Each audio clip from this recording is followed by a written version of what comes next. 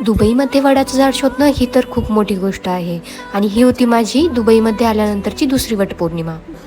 नमस्कार मंडळी, मी प्रतीक्षा आणि गेल्या वर्षी फुटबॉल ग्राउंडवर वडाच्या झाडाची पूजा करून आलेली मी शेवटी यावर्षी वडाचं झाड शोधून काढलंच. इथे माझ्याप्रमाणेच अजूनही बऱ्याचशा बायका ऑलरेडी पूजा करून गेल्या होत्या. दुबईमध्ये आल्यानंतर सर्वांना हा प्रश्न पडतोच की इथे आल्यावर आपण आपले सण साजरे करू शकणार की नाही.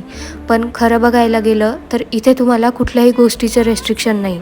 आपण आपली संस्कृती, आपल्या परंपरा ह्या जपू शकतो, कुणालाही त्रास न देता. आणि शांततेत जर आपण आपले सण साजरे केले तर इथे तुम्हाला कुठल्याही गोष्टीचं रेस्ट्रिक्शन नाही आहे. दुबईमध्ये मल्टिपल नॅशनॅलिटीचे लोक राहतात, त्यामुळे जेव्हा मी पूजा करत होते त्यावेळेस बऱ्याच लोकांनी आम्हाला येऊन विचारलं की तुम्ही हे काय करताय. त्यांना आपल्या संस्कृतीबद्दल सांगून तर अजूनच छान वाटलं. आणि आपल्या संस्कृतीचं जगभरात कौतुक व्हावं हाच खरा आनंद. तुम्हा सर्वांनाही माझ्याकडून वटसावित्री पौर्णिमेच्या खूप खूप शुभेच्छा.